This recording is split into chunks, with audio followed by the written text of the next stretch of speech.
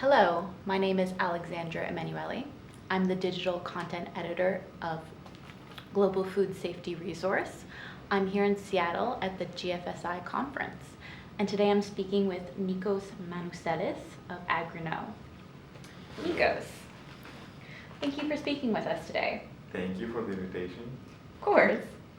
Tell me a bit about the work you do with your software platform, Foodakai, in extracting data from the supply chain.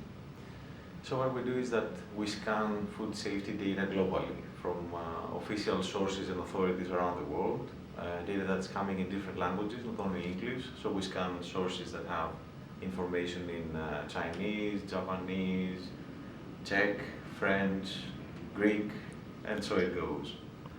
And what we do with the data is that then we translate it into English, we harmonize it, we annotate it with the right taxonomies, as we say. We put the right product codes, company codes, all the codes that you need to generate the insights, and we deliver insights as a service to the food industry.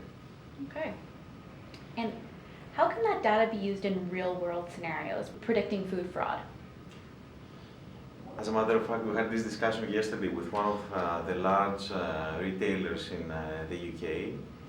They're trying to assess the risk of working with specific countries or with specific suppliers. They work with more than 3,000 or even more than 3,000 suppliers around the world. And what they're looking at is whether they can evaluate what is found in the data about the countries, the emerging risks, the hazards that seem to be trending in ingredients or raw materials or packaged products, and take decisions on where they should invest their testing money. So that's one of the testing scenarios. That makes sense. Mm-hmm. Absolutely. And is it used in predicting food fraud, or? It is. This is where we put a little bit of AI in place together with other data sources. So we try to see if we can find correlations between product recalls and trends in product recalls, fraud-specific incidents, and country indicators like corruption indicators or spikes in the prices. And if we find an indicator, a connection, a correlation that is statistically significant, then we point this out to the decision maker. Fascinating. I mean, we were talking earlier about how your data has some really interesting things to say about milk production in Europe, for example. Is that an insight you can, elaborate a little bit more on? So what we do is that every 3 months or so we take a deep dive into specific sectors and data concerning these sectors, and the dairy sector is such an example.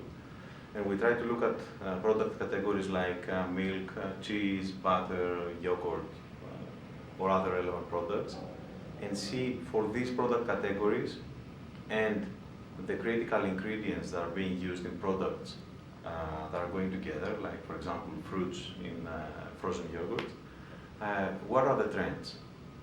What are the trends of the past 10 years? Which were the trends last year? What can we see as an emerging issue or number of issues that come?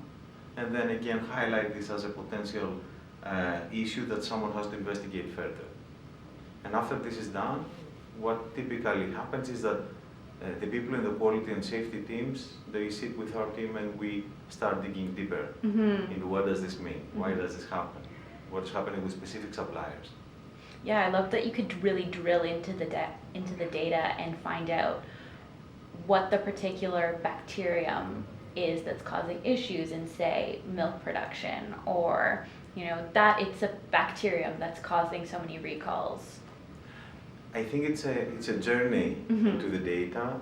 It starts by the highlights, some of the highlights that we see, and then this creates an opportunity to start digging deeper, drilling down into the data to find what is relevant to really important decisions that people have to take. Where should I invest my lab testing money? How can I assess before I order, while I'm expecting an order from another country, what will happen in a lot that is arriving with products from a supplier? and so many other diseases that can support. I'm sure that your data has made a real impact in these scenarios.